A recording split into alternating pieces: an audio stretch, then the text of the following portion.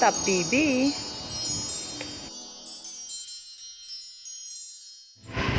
Hi guys! Magluluto tayo ngayon ng napakasarap na ginataang tulingan.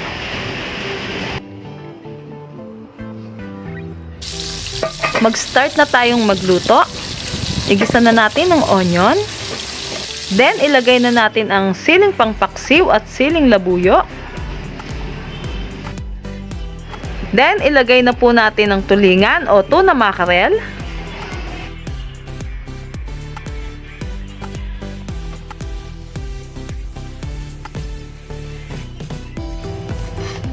Mag-add na tayo ng 1 cup vinegar. Lutuin natin ng 30 minutes. Then, lagyan natin ng salt. After 30 minutes, ilalagay na natin yung 2 cups coconut milk or yung gata.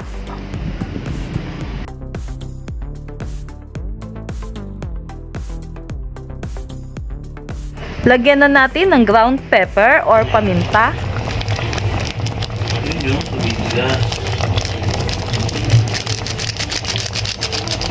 Then, isunod na natin ang talong or eggplant.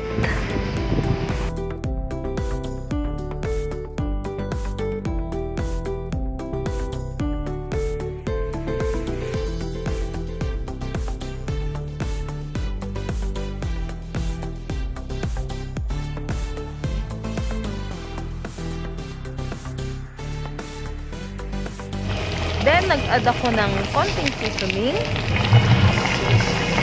Isunod na natin yung pangalawang gata. Halos gumamit ako ng 3 cups coconut milk. Then, lutuin ulit natin siya ng 10 to 15 minutes. Mas masarap po kasi siya na medyo paiga yung gata.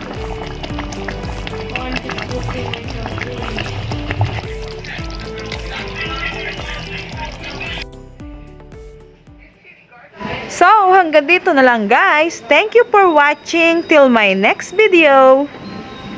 Bye for now.